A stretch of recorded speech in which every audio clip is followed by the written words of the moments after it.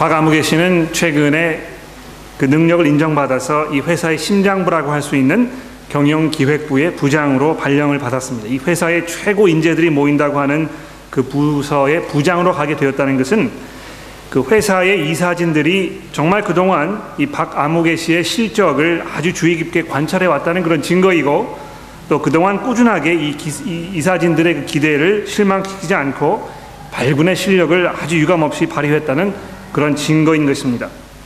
정말 끊임없이 자기 개발에 많은 시간과 노력을 투자했고, 남들보다 한 발 더 앞서 나가기 위해서 덜 놀고 더 많이 일해온 그동안의 그런 희생과 노력이 결실을 맺는 그런 순간이었습니다. 여러분, 그 학창 시절에 사람들이 그런 꿈을 꾸지 않습니까? 내가 저 기업에 들어가서 한번 그 내 성공을 이루어 보아야 되겠다, 이런 생각을 많이 하는데, 지난 그 10년 동안 이 박아무개 씨가 정말 그 쏟아부은 수고와 노력, 여기에 대한 그 대가가 자기에게 주어지는 것으로 느껴지면서 이 뿌듯한 가슴을 억제하기가 아주 힘들었다는 것입니다.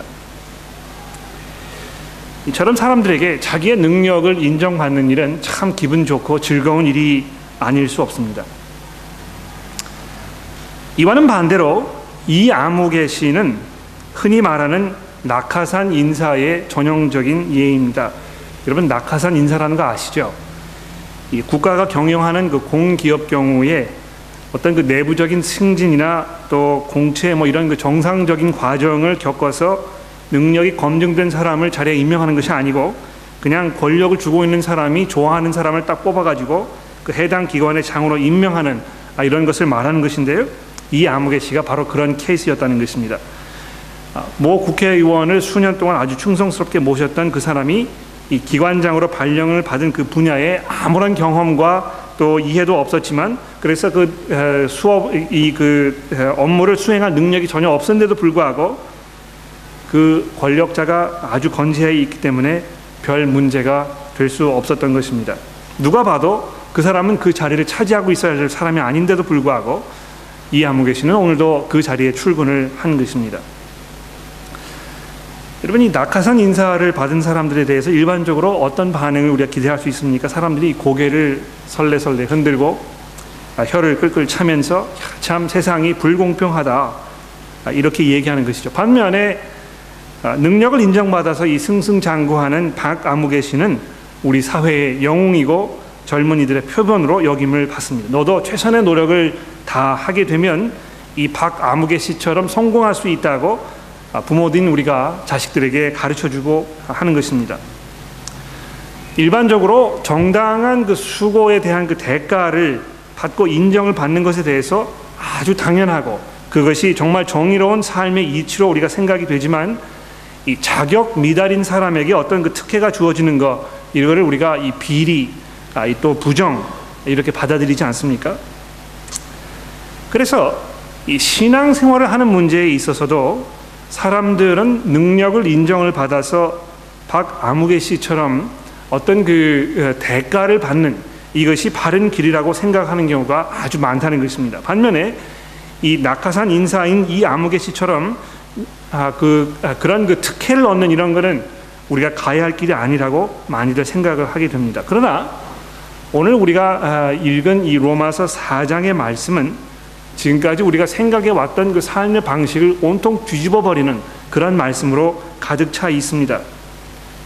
우리가 지금까지 걸어왔던 그 삶의 길을 그쪽으로 가게 되면 낭떠러지가 있기 때문에 가지 말라고 이렇게 설명하고 있는 것입니다. 오히려 우리가 이 길은 아니라고 생각해 왔던 그 길이 우리가 가야 할 길이라고 말씀을 하고 있는 것입니다. 그래서 오늘 이 로마서 4장에 있는 말씀을 여러분이 들으실 때 과연 지금까지 내가 어떤 길로 걸어왔는지, 내 신앙생활이 어떤 그 모습을 하고 왔는지에 대해서 잘 생각해 보시면서 오늘 말씀을 들어보도록 그렇게 하겠습니다. 자, 지난주 그 본문 말씀의 마지막 부분인 3장 28절의 말씀을 보십시오. 거기 어떤 말씀이 있습니까? 그러므로 사람이 의롭다 하심을 얻는 것은 율법의 행위에 있지 않고 믿음으로 되는 줄 우리가 인정하노라, 이렇게 되어 있습니다. 여기 의롭다 하심을 얻는다는 것, 즉 다시 말해서 하나님께로부터 그래, 너 지금부터 죄가 없는 사람으로 내가 취급해 주겠다 하는 그 선언을 말하는 것이죠. 이것을 우리가 칭의라고 이제 말합니다. 그렇게 쳐준다는 것입니다. 그런데 하나님께서는 그것을 율법의 행위로 하지 아니하고 믿음으로 하신다 이렇게 말씀하고 있습니다. 믿음을 통해서 이제 이 말을 이신 이렇게 한다고 두 주 전에 제가 말씀을 드렸는데요. 그래서 28절에 있는 이 말씀을 우리가 간략하게 이신 칭의 이렇게 말할 수 있는 것입니다. 영어로 이제 justification by faith라고 우리가 얘기를 하는데요. 정말 이 우리 신앙의 핵심이요, 가장 기본적이요, 여러분이 이거를 잘못하게 되면 나머지 모든 것들이 다 뒤틀어져 버리는 그런 상황으로 가게 되는 것입니다. 오늘 이 4장의 말씀을 통해서 우리가 우리의 믿음의 조상이라고 부르는 이 아브라함의 경우를 돌아보면서 아주 보다 본격적으로 이 이신칭의의 문제에 대해서 우리가 살펴보도록 그렇게 할 것입니다. 혹시 이 설교를 들으시는 분들 중에 아브라함이라는 사람에 대해서 잘 모르시는 분들이 혹시 계실지 모르기 때문에 우선 이 아브라함에 대해서 몇 가지 설명을 드리면서 시작을 해보도록 그렇게 하겠습니다. 아브라함은 창세기 12장에 등장하는 인물입니다. 좀 더 정확하게 말하면 이 11장 27절부터 5절에 걸쳐서 이제 이 사람의 가정 환경에 대해서 설명을 하고 있습니다만 12장에 들어와서야 보다 본격적으로 이 아브라함이 이제 주인공으로 등장을 하게 되는 것입니다. 12장에 오게 되면 하나님께서 느닷없이 아브라함을 찾아가셔서 그와 약속을 맺으십니다. 어떤 약속입니까? 첫 번째로 내가 너를 통해서 큰 민족을 이루겠다. 두 번째로 너를 통해서 복의 근원이 되게 해서 너를 축복하는 사람은 내가 축복을 하고 너를 저주하는 사람은 내가 저주하겠다. 세 번째로 너를 통해서 이 수많은 민족들이 나에게 복을 받게 될 것이다 하는 이 세 가지 약속을 하나님께서 아브라함에게 하신 것입니다. 여러분 생각해 보십시오. 참 기가 막히지 않습니까? 우리 한국말에 그 아닌 밤에 이제 홍두깨란 말이 있는데요. 이 갑자기 나타난 기대하지 않았던 일에 대해서 말하는 거 아닙니까? 아브라함의 경우가 그랬다는 것입니다. 이게 무슨 조화입니까, 여러분? 왜 하나님께서 아브라함을 선택하셔서 그와 이런 약속을 맺으셨는지에 대해서는 아무런 설명이 없습니다. 그냥 하나님께서 그렇게 하신 것입니다. 그 호박이 넝쿨째 굴러왔다고 그러죠. 아브라함의 경우가 그랬다는 것입니다. 하나님께서 아브라함을 찾아가셔서 옛다, 내가 너를 큰 복을 주겠다 이렇게 하셨는데 거기다가 막 덤으로 여러 가지를 붙여가지고 지금 선물로 주시는 것을 보여주고 있는 것입니다.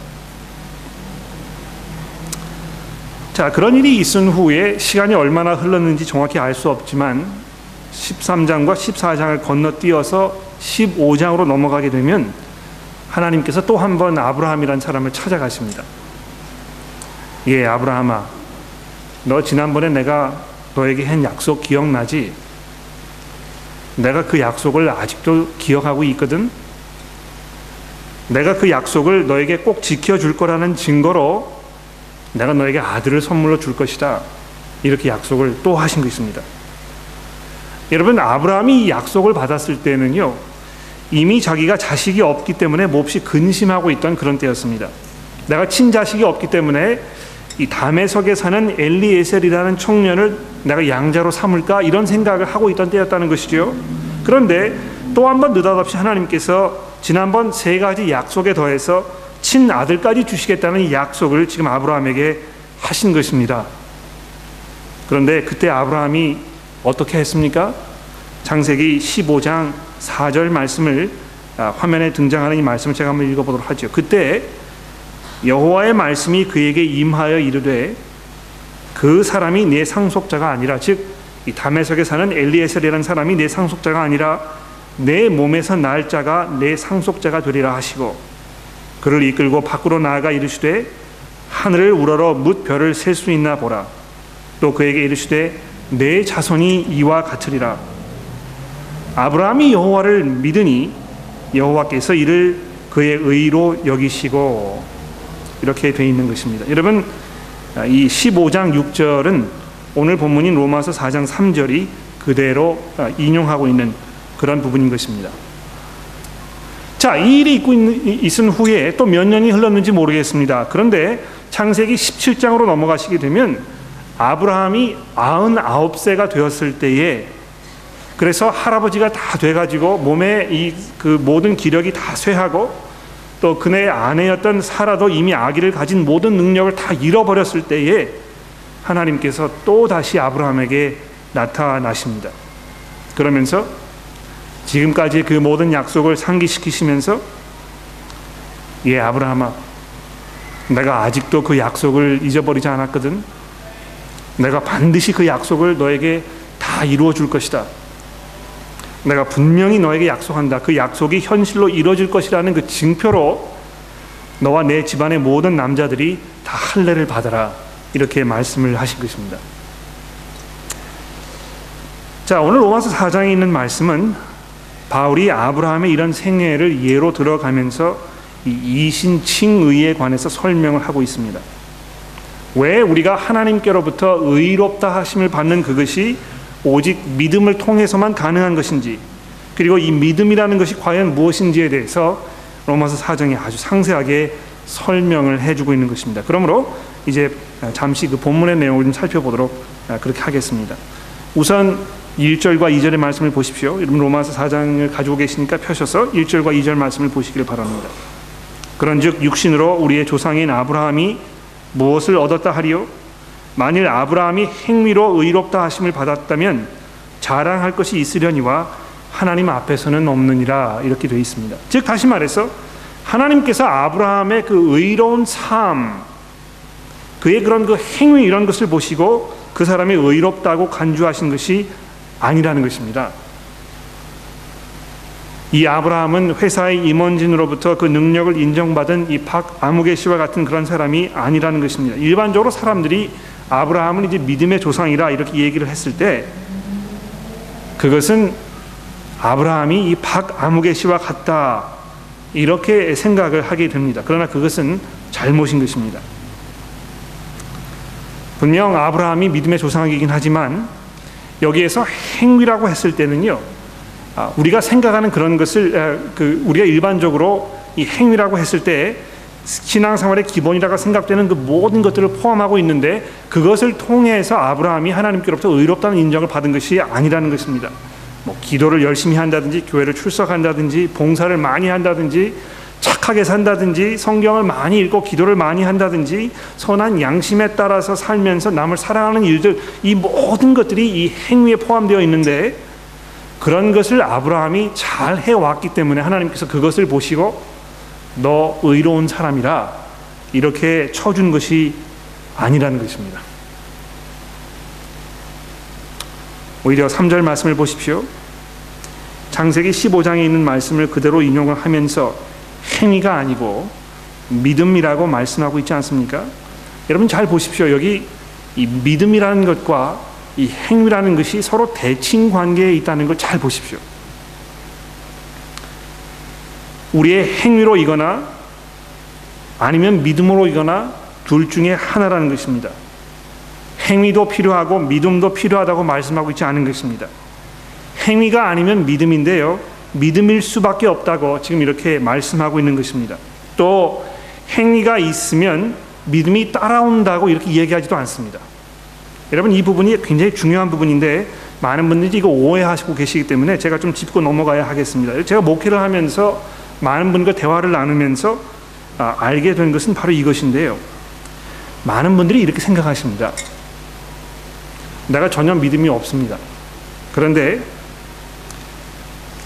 교회를 좀 열심히 이제 출석을 하기 시작하게 되면, 그래서 설교를 좀 열심히 듣고 하나님을 경외하는 마음을 가지려고 착하게 살게 되면, 열심히 노력하게 되면, 교회에서 하는 여러 행사에 참석하게 되고 교회가 돌아가기 위해서 필요한 일들을 맡아서 열심히 하다 보면은 언젠가 하나님께서 믿음을 주신다고 이렇게 생각하는 것입니다. 그래서 이 믿음이라는 것을 갖게 되는 것은 그 사람이 지금까지 그 수고해온 그런 노력에 대한 대가로 하나님께서 주시는 것이라고 이렇게 생각을 하는 것입니다.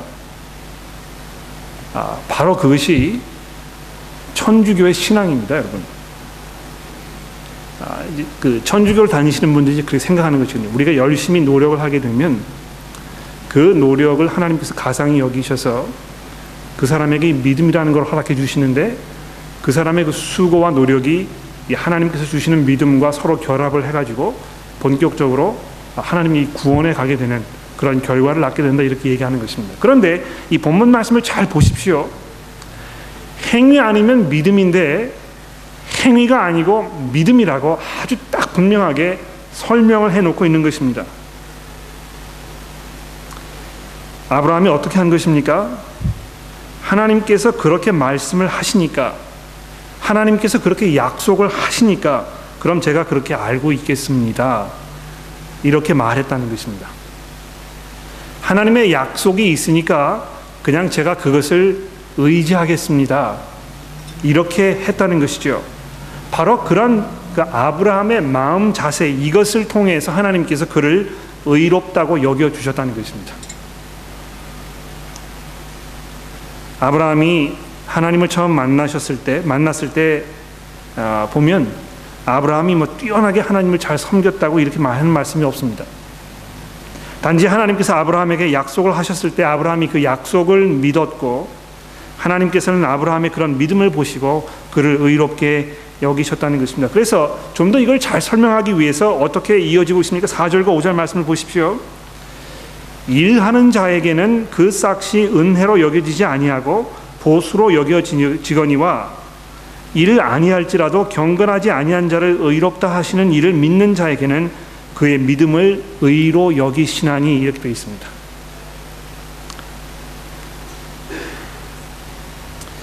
여러분, 여기 5절 말씀을 잘 보십시오. 하나님께서 어떤 하나님이십니까? 경건하지 아니한 자를 의롭다 하시는 분이십니다. 여러분, 이게 아주 중요한 그 표현 방식이거든요. 경건하지 아니한 자를 의롭다 하시는 그런 분입니다.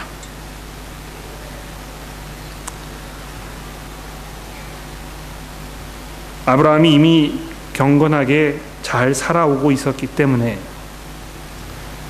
그런 노력을 꾸준히 쌓아왔기 때문에 하나님께서 그의 삶을 인정하신 것입니까? 내가 너 그럴 줄 알았다. 들송 싶은 나무는 떡잎부터 알아본다고, 내가 너를 쭉 지켜보니까, 내가 너를 처음 불렀을 때부터 너를 보니까 너 잘 될 줄 알았다. 내가 이제 이 순간부터 너를 의로운 사람이라고 내가 인정할 수밖에 없구나, 이렇게 말씀하신 것이 아니라는 것입니다. 하나님께서는 경건하지 않은 사람을 의롭다고 쳐주시는 그런 하나님이신 것입니다. 좀 더 자세하게 분명하게 말하자면, 경건하지도 않은 사람을 경건하다고 여겨주시는 하나님이시라는 것입니다. 그래서 여기서 믿음이라는 것은요, 다른 것을 말하는 것이 아니고, 내가 경건하지도 못한데도 불구하고 하나님께서 나를 의롭다고 여겨주시겠다고 약속을 하셨으니 그럼 내가 그렇게 알고 있겠습니다. 하나님 참 감사합니다, 이렇게 여기는 것이, 이것이 바로 믿음이라는 것입니다. 여러분, 7절부터 이어지는 다윗의 고백을 잘 들어보십시오. 불법이 사함을 받고 죄가 가려짐을 받는 사람은 복이 있고 주께서 그 죄를 인정하지 아니할 사람은 복이 있도다. 여러분, 사면령에 대해서 알고 계십니까? 호주에 이제 1980년 이전에 오신 분들은 이 사면령의 이 혜택을 받으신 분들이 많이 계실 것입니다. 그 전까지 이 불법 체류자로 호주에 있었지만 호주 정부가 이 1980년대에 사면령을 발효해가지고 지금까지 뭐 여러분들의 배경이나 뭐 여러분이 그 불법 체류했던 이유를 우리가 다 묻지 아니하고 여러분들에게 영주권을 주겠습니다, 이렇게 선포를 한 것입니다. 또다시 이런 소식이 들려온다면 얼마나 좋을까요?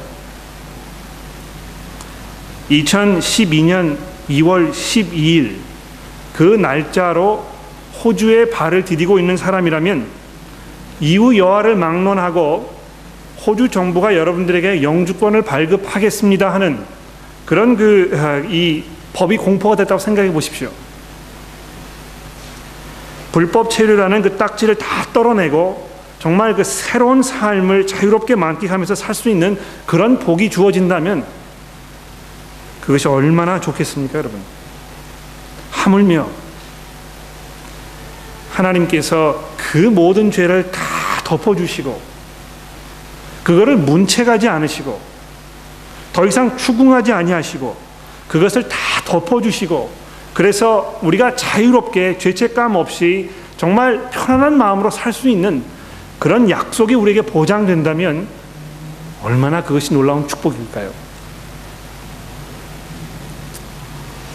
혹시 이 설교를 듣고 계시는 분들 가운데 지금까지 자기가 살아온 삶의 모습을 돌아보면서 지울 수 없는 죄책감으로 내가 정말 용서받을 수 없는 이 몹쓸 짓을 하면서 살아왔다는 그 이유 때문에 아무도 나를 받아주지 않을 거라고, 아무도 나를 사랑하지 않을 것이라고 생각하는, 그래서 눈물 짓는 분들이 혹시 계십니까?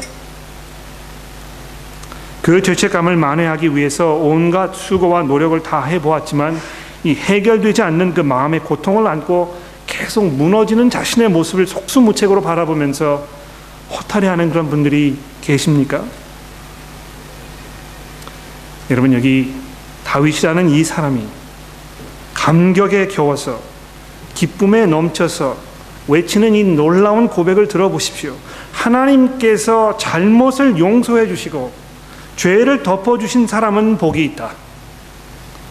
주께서 죄 없다고 인정해 주실 사람이야말로 정말 복 있는 사람이다.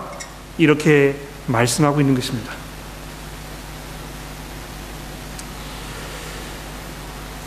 그런 복을 누리는 길이 무엇입니까? 하나님의 그런 약속에 기대는 것입니다. 그것을 의지하는 것입니다. 우리 박석원 교우님께서 목사님 여기 의자가 있습니다. 이 설교하시는데 힘드시니까 여기 앉아서 좀 하시지요. 뭐 이렇게 하면서 아주 튼튼한 의자를 가지고 왔다고 생각해 보십시오. 그럼 제가 그런가요? 정말 이 호의를 베풀어 주셔서 감사합니다. 제가 좀 앉겠습니다. 이렇게 하고 몸을 그 의자에 맡기는 것, 이것이 믿음이라는 것입니다. 의지하는 것입니다. 의탁하는 것입니다. 거기에 전적으로 기대는 것입니다. 믿음이라는 것은 이 하나님의 그런 약속, 내가 너 죄 용서해 줄게, 더 문책하지 아니하고 내가 너를 죄인으로 취급해 주지 않을 테니까 내 약속을 신뢰해 보지 않겠어? 이렇게 하는 하나님의 그 초대에 기대는 것입니다. 그것이 믿음이라는 것이죠. 믿음이 생기지 않는다고 해서 고민하고 계시는 분들 계십니까? 목사님 제가 그 교회를 여러 번 좀 다니고요. 참 믿음을 가졌으면 좋겠는데 이게 잘 생기지 않아서 정말 고민하고 있습니다. 이렇게 느끼시는 분들 계시면 이걸 잘 들어보십시오. 믿음이라는 것은 어떤 그 특별한 느낌이나 감정, 어떤 그 생각의 변화 이런 거를 많이 우리가 기대합니다. 그러나 믿음이라는 것은 무엇입니까? 하나님의 약속을 인정하는 것입니다. 하나님 그렇게 약속하셨으니까 그럼 내가 그렇게 알고 있겠다, 받아들이는 것입니다. 그것이 믿음이라는 것입니다. 그리고 더 이상 내 죄의 문제를 내 방식으로 해결하겠다고 달려들지 않는 그것을 믿음이라고 부르는 것입니다. 오늘 4장의 마지막 중요한 포인트는 아브라함이 믿음을 통해서 하나님께 의롭다 하심을 얻음으로 말미암아 유대인으로 선택받지 않은 이방인들도 그 은혜를 누리게 되었다는 것입니다. 여러분 생각해 보십시오. 우리는 분명히 유대인으로 태어나지 않았습니다.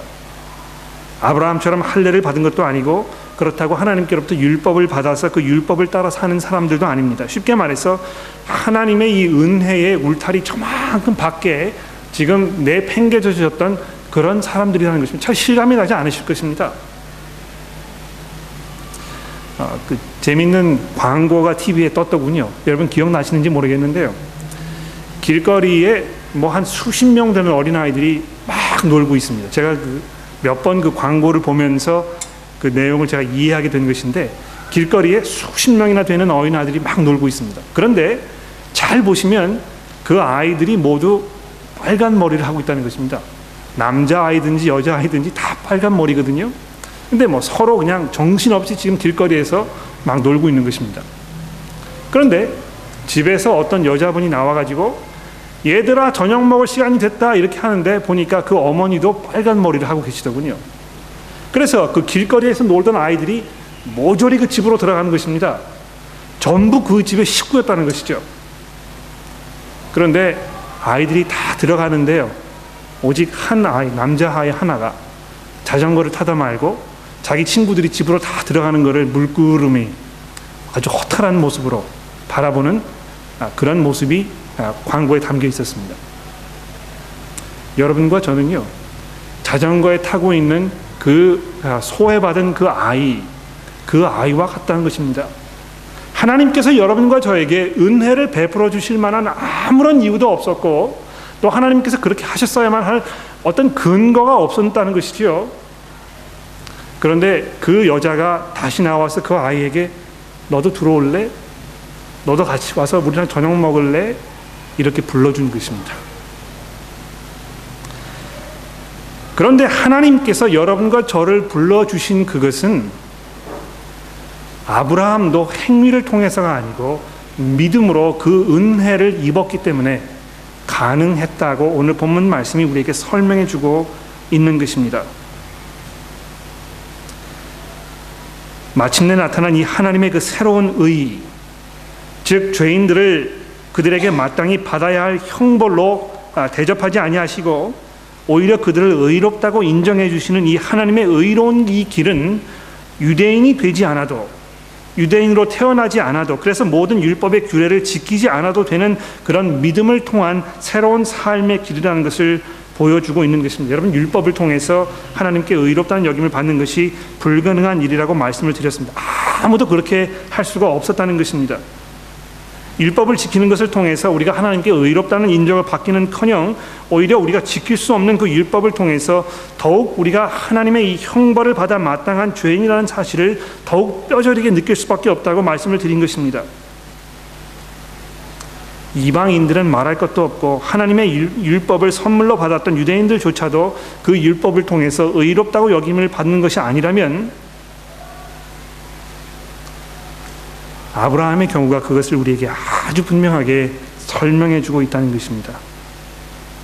아브라함의 경우를 살펴보게 되면 여러분과 저의 마음은 자유함과 기쁨으로 넘쳐날 수밖에 없습니다. 왜 그렇습니까? 하나님의 의의는 우리의 행위로 주어지는 것이 아니고 믿음을 통해 주어지는 하나님의 선물이기 때문에 그렇습니다. 결론을 내려보도록 하지요. 우리가 이 믿음으로 의롭게 된다는 것, 이것이 그럼 우리에게 어떤 의미가 있습니까? 첫 번째로 아무도 자랑할 수 없습니다. 조금 더 우월의식을 가질 수가 없다는 것입니다. 구원받지 못한 사람들을 향해서, 아직도 죄 가운데 살고 있는 사람들을 향해서, 또 우리가 서로를 향해서 우월의식을 가질 수 없다는 것입니다. 성경을 보게 되면 이미 교회 안에서도 서로를 향해서 이 우월의식을 느끼고 서로를 내려다보고 내가 그 사람보다 더 높은 사람이라고 이렇게 여기는 그런 일들이 아주 비일비재했던 걸 우리가 알 수 있습니다. 우리 가운데도 그런 일이 벌어지고 있는지 모르겠습니다. 주일날 교회를 오실 때 누구를 바라보면서 저 사람은 왜 저럴까? 왜 저러고 교회를 올까? 저렇게 하고 나서 교회를 와도 뭐 될까? 이렇게 정죄하고 판단하고 이런 마음들이 우리 마음 가운데 생길 수 있다는 것입니다. 내가 좀 더 저 사람보다 신앙생활을 잘하고 있다는 그런 생각에 이 우쭐해질 수 있다는 것이죠. 그러나 오직 하나님의 은혜로 믿음을 통해서 구원받는다는 이 하나님의 이 복음의 진리는 여러분과 저로 하여금 아주 겸손하게 만들 수밖에 없습니다. 이 겸손이라는 것은 우선 누구보다도 목사인 저에게 해당되는 것일 것입니다. 제가 아주 겸손하게 여러분들을 섬기고 목사로서 역할을 하고 있지 않다고 여러분이 생각이 드신다면 분명히 그것을 지적하셔야 되는 것입니다. 목사님 그렇게 하시면 안 될 것 같은데요. 정말 이 성경 말씀이 우리가 은혜로 하나님께 용서함을 받았다면 목사님도 겸손해지셔야 되지 않겠습니까? 이렇게 얘기하실 수 있는 것입니다, 여러분. 여러분도 마찬가지입니다. 우리가 서로를 향해서 넓은 관용과 인내와 베품으로 서로 대하는 것이 마땅할 것입니다. 베드로가 예수님께 여쭤보지 않았습니까? 예수님, 제가 저에게 잘못한 사람을 몇 번이나 용서해 줘야 되겠습니까? 7번 정도면 충분할까요? 7번이면은요, 뭐 아주 정말 높게 짚어가지고 얘기한 것이죠. 그러나 예수님께서 그거를 다 무너뜨리시고 그것에 70배나 더하라고 이렇게 말씀하지 않습니까? 그러므로 누구도 자랑할 수 없습니다. 누구도 의무의식을 느낄 수 없고 교회 안에서 우리가 정말 겸손함으로 서로를 대하는 것은 너무나 마땅할 것입니다. 무엇보다도 하나님 앞에 우리가 겸손하게 나아가야 할 것입니다.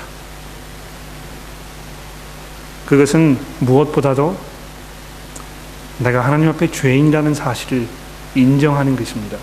내가 하나님의 용서가 필요한 사람이라는 것을 시인하는 것입니다. 이런 놀라우신 그 하나님께 여러분의 필요를 말씀드리지 않으시겠습니까? 하나님, 제가 정말 하나님의 용서가 필요한 사람이라는 거 누구보다도 제 자신이 잘 알고 있습니다. 제가 지금까지 제 스스로 이 문제를 해결하기 위해서 남 모르게 제 마음속에 많은 고민을 가지고 왔습니다만 도무지 이 문제를 해결할 수 없었습니다.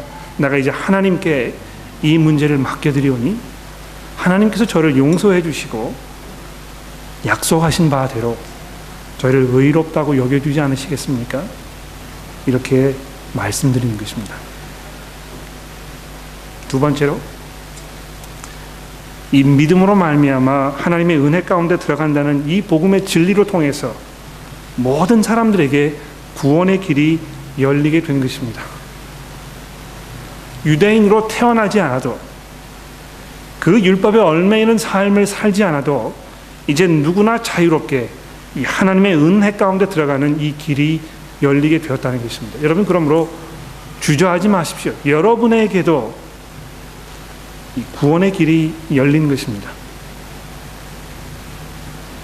또 여러분 주변에 계시는 이 사람은 안 돼, 가망이 없는 사람이야, 아무리 노력하고 수고해도 이 사람만큼은 하나님께로부터 용서를 받을 수 없을 것 같아,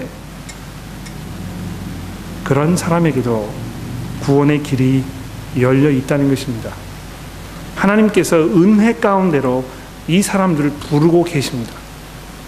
그러므로 여러분, 그것을 사람들에게 소개하는 그 일에 여러분의 삶을 걸어보지 않으시겠습니까? 기도하겠습니다.